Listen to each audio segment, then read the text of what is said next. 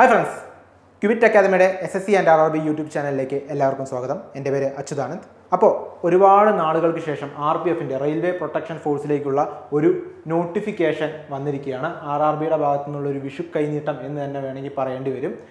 രണ്ട് തസ്തികകളിലേക്കായിട്ടാണ് അപേക്ഷ ക്ഷണിച്ചിട്ടുള്ളത്. ഒന്ന് RPF സബ് ഇൻസ്പെക്ടർ, മറ്റൊന്ന് RPF കോൺസ്റ്റബിൾ. അപ്പോൾ RPF സബ് ഇൻസ്പെക്ടറിൻ്റെ നോട്ടിഫിക്കേഷനാണ് ഇവിടെ കൊടുത്തിരിക്കുന്നത്. നമുക്ക് അതിൻ്റെ ഒരു അനാലിസിസ്, നമുക്ക് ആ നോട്ടിഫിക്കേഷനിൽ എന്തൊക്കെയാണ് പറഞ്ഞിരിക്കുന്നതെന്ന് നോക്കാം. ആദ്യം തന്നെ ഓപ്പണിംഗ് ഡേറ്റ് ഓഫ് അപ്ലിക്കേഷൻ എന്ന് പറയുന്നത് 15/4/2024 ആണ്. അതായത് 15th April 2024. ക്ലോസിംഗ് ഡേറ്റ് എന്ന് പറയുന്നത് 14/5/2024 ആണ്. അതായത് May 14, 2024. ഇനി നിങ്ങൾക്ക് എന്തെങ്കിലും കറക്ഷൻസോ കാര്യങ്ങളോ ചെയ്യാനുണ്ടെങ്കിൽ അതിനുള്ള ഡേറ്റ് എന്ന് പറയുന്നത് 15/5/2024 മുതൽ 24/5/2024 വരെയാണ്. അപ്പോൾ അതൊക്കെയാണ് ഡേറ്റ്സ്, ഇമ്പോർട്ടൻ്റ് ആയിട്ടുള്ള ഡേറ്റ് എന്ന് പറയുന്നത്.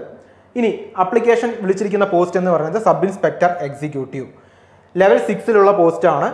അപ്പോൾ ഇനീഷ്യൽ പേ, അതായത് ബേസിക് പേ എന്ന് പറയുന്നത് 35,400 രൂപയാണ് ബേസിക് പേ ആയിട്ട് വരുന്നത്. എന്ന് വെച്ച് കഴിഞ്ഞാൽ ഒരു ഇൻഹാൻസ് സാലറി നമുക്കൊരു 55K to 60 പ്രതീക്ഷിക്കാവുന്ന ഒരു പോസ്റ്റാണ്.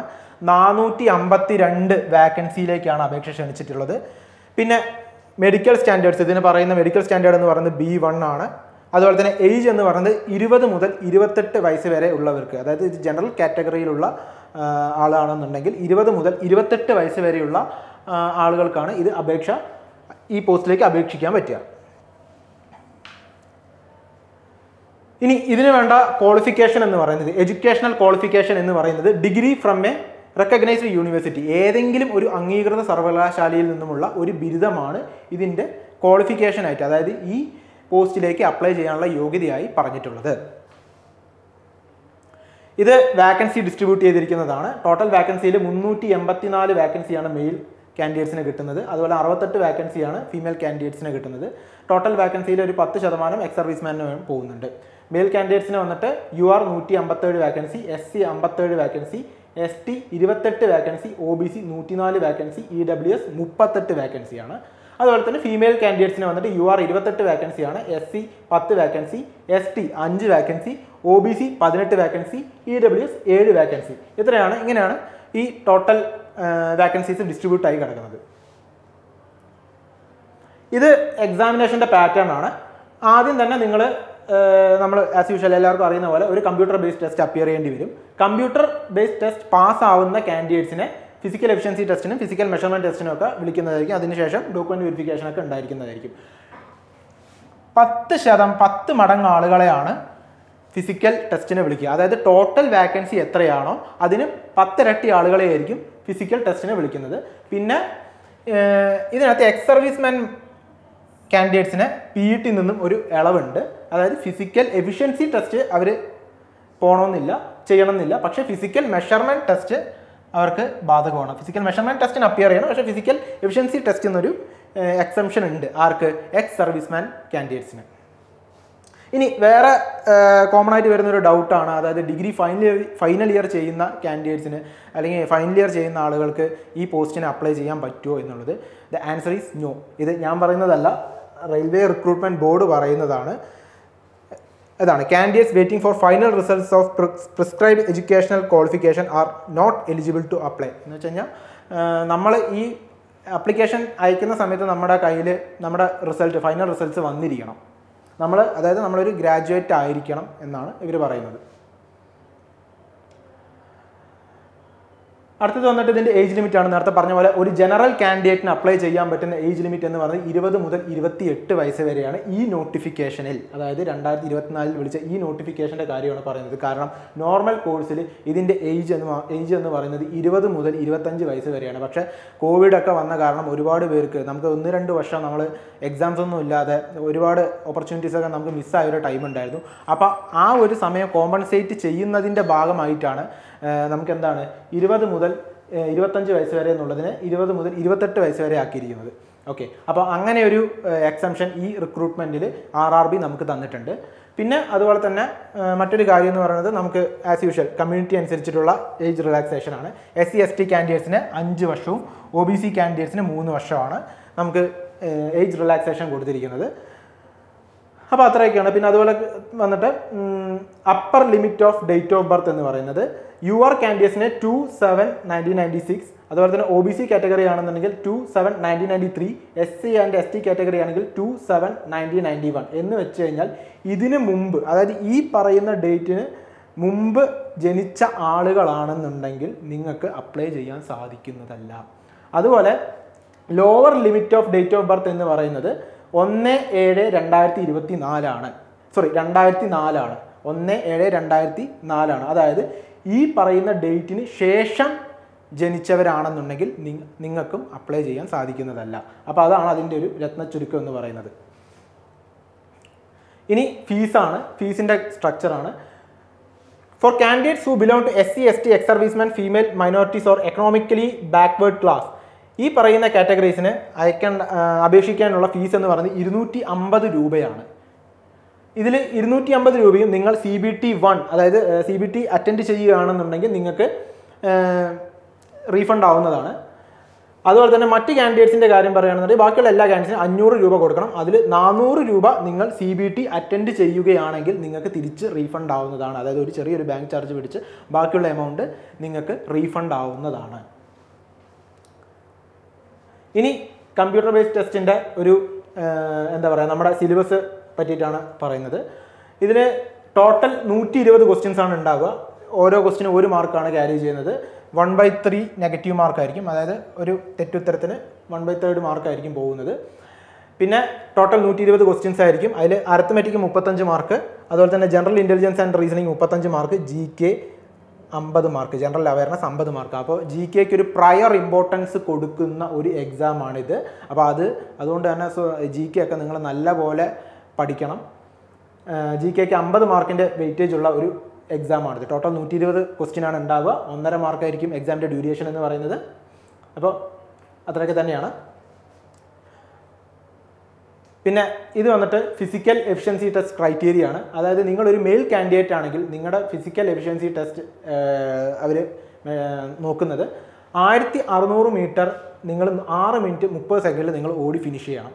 ഇനി നിങ്ങളൊരു ഫീമെയിൽ കാൻഡിഡേറ്റ് ആണെന്നുണ്ടെങ്കിൽ നിങ്ങൾക്ക് 800 മീറ്റർ 4 മിനിറ്റ് കൊണ്ട് ഓടി തീർക്കണം. അതുപോലെ ലോങ് ജമ്പിൻ്റെ ക്രൈറ്റീരിയ മെയിൽ കാൻഡിഡേറ്റ്സിന് 12 ഫീറ്റും ഫീമെയിൽ കാൻഡിഡേറ്റ്സിന് 9 ഫീറ്റും ആണ്.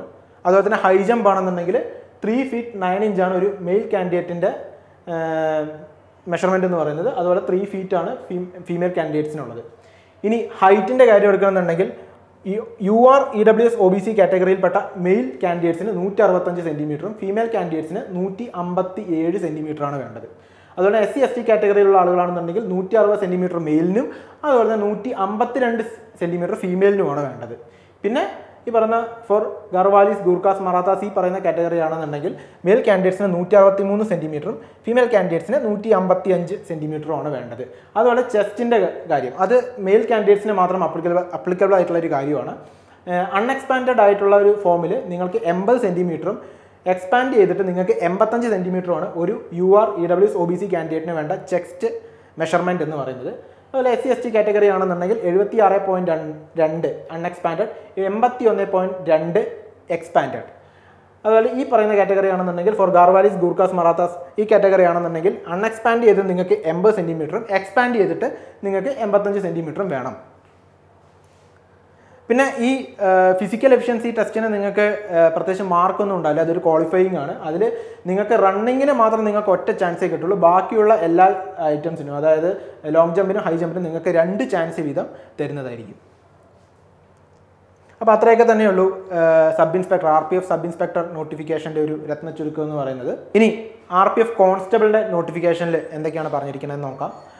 ഇതാണ് അപ്പോൾ RPF കോൺസ്റ്റബിളിനുള്ള റെയിൽവേ പ്രൊട്ടക്ഷൻ ഫോഴ്സിൻ്റെ കോൺസ്റ്റബിൾ റാങ്കിലേക്കുള്ള നോട്ടിഫിക്കേഷൻ എന്ന് പറയുന്നത്. ഡേറ്റിൽ വലിയ മാറ്റമൊന്നുമില്ല. ഓപ്പണിംഗ് ഡേറ്റ് വന്നിട്ട് 15/4/2024 ക്ലോസിംഗ് ഡേറ്റ് എന്ന് പറയുന്നത് 14/5/2024 വരെയാണ്. സെയിം തന്നെയാണ്. മെയ് അതായത് വെച്ച് കഴിഞ്ഞാൽ ഏപ്രിൽ 15 മുതൽ മെയ് 14 വരെയാണ് അപ്ലിക്കേഷൻ അയക്കാനുള്ള സമയം എന്ന് പറയുന്നത്. അതുപോലെ തന്നെയാണ്. അതുപോലെ തന്നെ എന്തെങ്കിലും മോഡിഫിക്കേഷൻസ് ചെയ്യാനുള്ള ഡേറ്റ് എന്ന് പറയുന്നത് 15/5/2024 മുതൽ 24/5/2024 വരെയാണ്. പിന്നെ ഇതെന്ന് പറയുന്നത് ഒരു ലെവൽ 3 പോസ്റ്റാണ്. ഇനീഷ്യൽ പേ എന്ന് പറയുന്നത്, അതായത് ബേസിക് പേ എന്ന് പറയുന്നത് 21,700 രൂപയാണ്. എന്ന് വെച്ചാൽ ഒരു ഇൻഹാൻസ് സാലറി നമുക്കൊരു 30-35 ഒക്കെ പ്രതീക്ഷിക്കാവുന്ന, 35K 30 to 35K ഒക്കെ പ്രതീക്ഷിക്കാവുന്ന ഒരു ജോബാണ്. മെഡിക്കൽ സ്റ്റാൻഡേർഡ്സ് സെയിം ആണ്, B1 ആണ്. പിന്നെ ഏജ് എന്ന് പറയുന്നത് 18 മുതൽ 28 വയസ്സ് വരെയുള്ളവർക്ക് കോൺസ്റ്റബിളിന് അപ്ലൈ ചെയ്യാൻ പറ്റും. കാരണം നമുക്ക് RPF സബ് ഇൻസ്പെക്ടറിന് വന്നിട്ട് 20 മുതൽ 28 വയസ്സ് വരെയുള്ളവർക്കാണ് അപ്ലൈ ചെയ്യാൻ പറ്റുക. പക്ഷേ ഇവിടെ കോൺസ്റ്റബിളിന് വന്നിട്ട് 18 മുതൽ 28 വയസ്സ് വരെയുള്ള ജനറൽ കാൻഡിഡേറ്റ്, അതായത് ജനറൽ കാൻഡിഡേറ്റ് ആണെന്നുണ്ടെങ്കിൽ 18 മുതൽ 28 വയസ്സ് വരെയുള്ളവർക്ക് അപ്ലൈ ചെയ്യാൻ പറ്റും. പിന്നെ ടോട്ടൽ വാക്കൻസീസ് എന്ന് പറയുന്നത് 4,208 വാക്കൻസി, 4,208 വാക്കൻസീസിനാണ് അപ്ലിക്കേഷൻ വിളിച്ചിട്ടുള്ളത്. ഇനി ഇതിൻ്റെ എഡ്യൂക്കേഷണൽ ക്വാളിഫിക്കേഷൻ, അതായത് RPF കോൺസ്റ്റബിളിലേക്ക് നിങ്ങൾക്ക് അപ്ലൈ ചെയ്യാം, കോൺസ്റ്റബിൾ റാങ്കിലേക്ക് നിങ്ങൾക്ക് അപ്ലൈ ചെയ്യാനുള്ള എഡ്യൂക്കേഷണൽ ക്വാളിഫിക്കേഷൻ എന്ന് പറയുന്നത് ഒരു 10th പാസ്സാണ്. 10th pass or equivalent from recognised board. അതൊരു 10ാം ക്ലാസ്സാണ് ഇതിൻ്റെ വിദ്യാഭ്യാസ യോഗ്യതയായിട്ട് പറയുന്നത്. ഇനി ഇതിൻ്റെ വാക്കൻസി ഡിസ്ട്രിബ്യൂഷനാണ്. മെയിൽ കാൻഡിഡേറ്റ്സിന് 3,577 വാക്കൻസിയും ഫീമെയിൽ കാൻഡിഡേറ്റ്സിന് 631 വാക്കൻസിയുമാണ് അലോട്ട് ചെയ്തിരിക്കുന്നത്. എക്സ് സർവീസ്മാന് 10% വാക്കൻസി, അതായത് 420 വാക്കൻസിയാണ് അവർക്ക് അലോട്ട് ചെയ്തിരിക്കുന്നത്. മെയിൽ UR കാൻഡിഡേറ്റിന് 1,450 വാക്കൻസി, SC കാൻഡിഡേറ്റ്സിന് 536 വാക്കൻസി, ST കാൻഡിഡേറ്റ്സിന് 268 വാക്കൻസി, OBC കാൻഡിഡേറ്റ്സിന് 966 വാക്കൻസി, EWSന് 357 വാക്കൻസിയാണ് ഡിസ്ട്രിബ്യൂട്ട് ആയിരിക്കുന്നത്. അതുപോലെ തന്നെ ഫീമെയിൽ കാൻഡിഡേറ്റ്സ് എടുക്കുകയാണെന്നുണ്ടെങ്കിൽ UR 256, SC 95, ST 47, OBC 170, EWS 63. ഇങ്ങനെയാണ് വാക്കൻസീസ് ഡിസ്ട്രിബ്യൂട്ട് ആയിരിക്കുന്നത്. പിന്നെ എക്സാമിൻ്റെ സ്റ്റേജസ് ആണ്. അതിലൊന്നും മാറ്റമൊന്നുമില്ല. ആദ്യം നമ്മൾ എക്സാം എഴുതണം, റിട്ടേൺ എക്സാം എഴുതണം. അതിനുശേഷം 10 മടങ്ങ് ആളുകളെ, ടോട്ടൽ വാക്കൻസിയുടെ 10 മടങ്ങ് ആളുകളെ ഫിസിക്കൽ എഫിഷ്യൻസി ടെസ്റ്റിന് വിളിക്കും. അതുപോലെ തന്നെ നേരത്തെ പറഞ്ഞ പോലെ തന്നെ എക്സ് സർവീസ്മാൻ ആയിട്ടുള്ള കാൻഡിഡേറ്റ്സിനാണെന്നുണ്ടെങ്കിൽ ഈ പറയുന്ന PET നിന്നൊരു എക്സംഷൻ ഉണ്ടാവും. പക്ഷേ ഈ പറയുന്ന പോലെ ഫിസിക്കൽ മെഷർമെൻറ്റിന് അവർ പോകണം. അതിലൊരു എക്സംഷൻ ഒന്നും കൊടുക്കത്തില്ല. പക്ഷേ ഫിസിക്കൽ എഫിഷ്യൻസി ടെസ്റ്റിന് അവർക്കൊരു എക്സംഷൻ കൊടുക്കുന്നുണ്ടാവും. അതുപോലെ നെഗറ്റീവ് മാർക്കിംഗ്, ബാക്കി കാര്യങ്ങളെല്ലാം സെയിം തന്നെയാണ്. ഇനി ഏജിൻ്റെ കാര്യം പറയുകയാണെന്നുണ്ടെങ്കിൽ ഞാൻ നേരത്തെ പറഞ്ഞ പോലെ 18 മുതൽ 28 വയസ്സ് വരെയുള്ളവർക്ക് അപ്ലൈ ചെയ്യാൻ പറ്റും. റിസർവേഷൻ എന്ന് പറയുന്നത് സെയിം തന്നെയാണ്. OBC കാറ്റഗറി ആണെന്നുണ്ടെങ്കിൽ 3 വർഷത്തെ റിലാക്സേഷനും, SC ST കാറ്റഗറി ആണെന്നുണ്ടെങ്കിൽ 5 വർഷത്തെ റിലാക്സേഷനുമാണ് കൊടുക്കുന്നത്. ഇനി ഇവിടെ ഒരു ചെറിയ മാറ്റമുണ്ട്. അതായത് upper limit of date of birth എന്ന് പറയുന്നത് സബ് ഇൻസ്പെക്ടർ പോസ്റ്റിനും കോൺസ്റ്റബിളിൻ്റെ റാങ്കിനും സെയിം തന്നെയാണ്. 27,1996 UR ആൻഡ് EWS കാൻഡിഡേറ്റിന് 27,1996, അതായത് OBC കാൻഡിഡേറ്റിന് 27,1993, SC ആൻഡ് ST കാൻഡിഡേറ്റിന് 27,1991. ഇതാണ് upper limit of date of birth എന്ന് പറയുന്നത്. ഇത് രണ്ടിനും സെയിം ആണ്. സബ് ഇൻസ്പെക്ടർ റാങ്കിനും അതുപോലെ തന്നെ കോൺസ്റ്റബിൾ റാങ്കിനും സെയിം ആണ്. പക്ഷേ lower limit of date of birth എന്ന് പറയുന്നത് കോൺസ്റ്റബിൾ റാങ്കിന് 1/7/2006 ആണ്. മനസ്സിലായില്ലേ? എന്ന് വെച്ചാൽ അതിന് ശേഷം ജനിച്ച ആളുകളാണെന്നുണ്ടെങ്കിൽ നിങ്ങൾക്ക് അപ്ലൈ ചെയ്യാൻ പറ്റില്ല. 1/7/2006 ശേഷം ജനിച്ചവരാണെന്നുണ്ടെങ്കിൽ നിങ്ങൾക്ക് കോൺസ്റ്റബിൾ റാങ്കിന്, RPF കോൺസ്റ്റബിൾ റാങ്കിന് നിങ്ങൾക്ക് അപ്ലൈ ചെയ്യാൻ സാധിക്കുന്നതല്ല.